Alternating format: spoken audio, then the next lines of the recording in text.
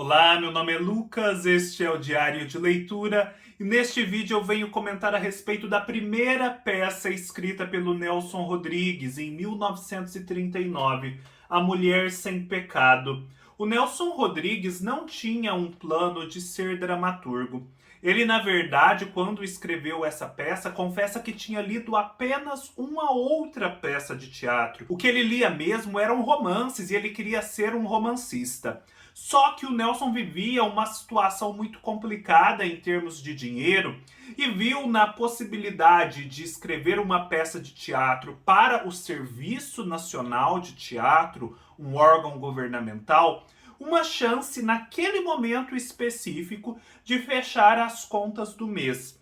E se pôs a escrever. Só que o Nelson, para ser o grande dramaturgo que ele se tornou depois, já tinha no seu interior toda uma carga de experiências, de pensamentos e visão de mundo que, quando ele se pôs a escrever, não pôde ser deixada de lado. E o que ele produziu foi uma primeira peça já de altíssima qualidade e que traz de forma muito evidente vários dos procedimentos e temas e personagens e situações que depois ele vai desenvolver ao longo das 17 peças. Aqui nós temos a história do Olegário e da Lídia.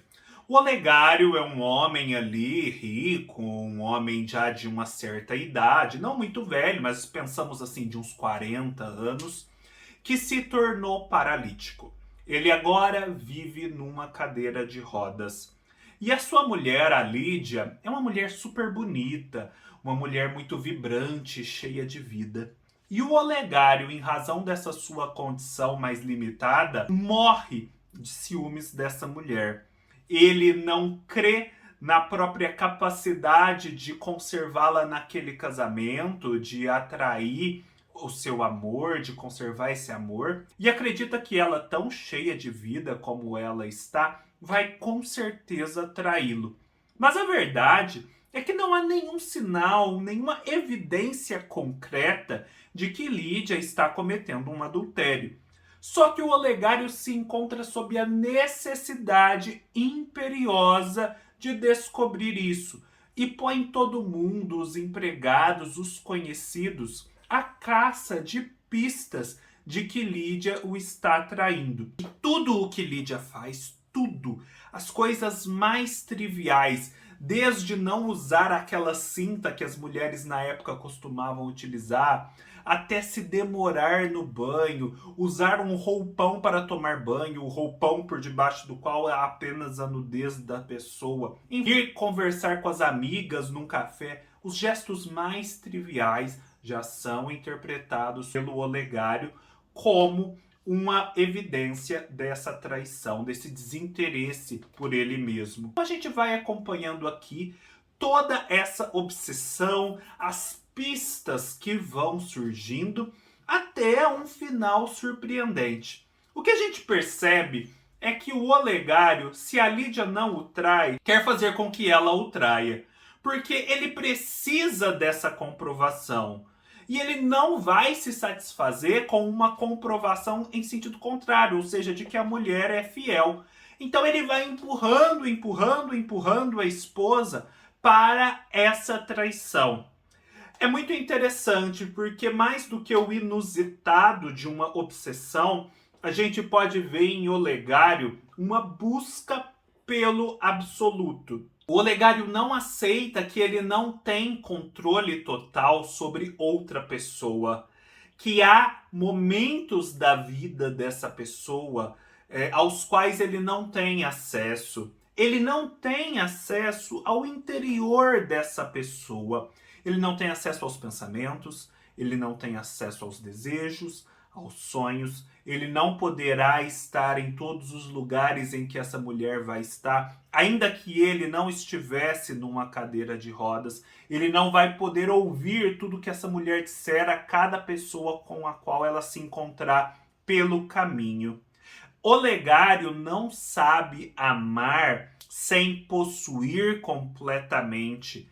Ele identifica o amor com uma posse total, com uma onisciência e uma onipresença relativamente ao ser amado. Então ele busca esse absoluto e não consegue conviver com a estrutura da realidade, em que esse absoluto não é possível. E isso vai levando o Olegário à loucura. Essa peça ecoa muito um episódio que a gente lê no Don Quixote, uma daquelas histórias interpoladas do Don Quixote, em que justamente um marido que tem uma esposa fidelíssima tenta colocá-la à prova para ver se ela é fiel mesmo sob todas as condições e acaba se dando muito mal nessa história.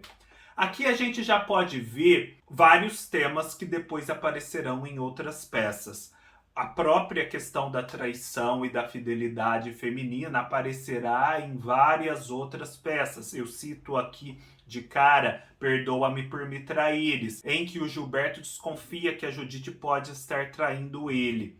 A gente vai ver outros recursos inovadores na cena do próprio Nelson Rodrigues, como o uso de microfones, porque o Olegário tem pensamentos, e para trazer esses pensamentos, essas vozes que o Olegário ouve na sua cabeça, o dramaturgo se vale de microfones, ou seja, os personagens estão lá em cena e de repente surge um microfone, uma voz que representa o pensamento daquela personagem. Isso depois vai ser extrapolado em Vestido de Noiva, a grande obra do Nelson Rodrigues, planos da realidade, da memória e da alucinação, e com a utilização de microfones também que serão ecos dessas vozes interiores. A gente tem aqui a obsessão com a nudez. A nudez que é esse ser humano sensual, que é o desejo sensual inescapável, porque a nudez é uma condição primordial, dela não se pode escapar. Por debaixo de todas as roupas que se usa na sociedade, há a nudez, há esse instinto primordial. Isso já está aqui, nesse ciúme do Olegário, até pelo fato de a Lídia usar um roupão por debaixo do qual há apenas a sua nudez. Isso vai aparecer com muita força, por exemplo, em Toda Nudez Será Castigada, em que um das personagens tem até vergonha, não se permite tirar a camisa para ser examinado pelo médico, porque ele repudia qualquer desejo sensual. Em Doroteia, isso também é muito explorado por aquelas primas da Doroteia que vivem para reprimir o seu desejo. Outra coisa que aparece aqui, a questão do beijo. O beijo visto como algo mais significativo do que a visão que nós temos tradicionalmente sobre o beijo. Algo até próximo do próprio ato sexual. Nisso a gente tem ecos de Perdoa-me por me traíres, em que aquela personagem que falece numa clínica de aborto pede para a Glorinha para ser beijada no seu momento derradeiro. Esse motivo depois vai se tornar o motivo principal de O Beijo no Asfalto, em que o Arandir é chamado pelo moribundo que é atropelado pela lotação para beijá-lo no momento derradeiro. As associações poderiam ser feitas entre várias outras peças também. E o que vale dizer é que essa peça é magnânima, com certeza melhor do que muitas outras peças escritas por vários outros dramaturgos da época.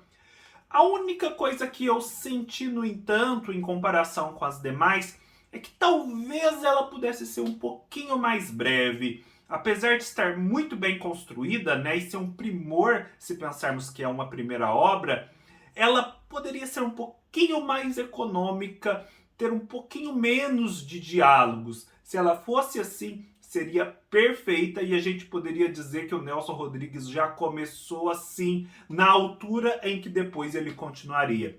É isso, espero que vocês tenham gostado. Se gostaram, deem um like, deixem seus comentários, se inscrevam no canal e até mais.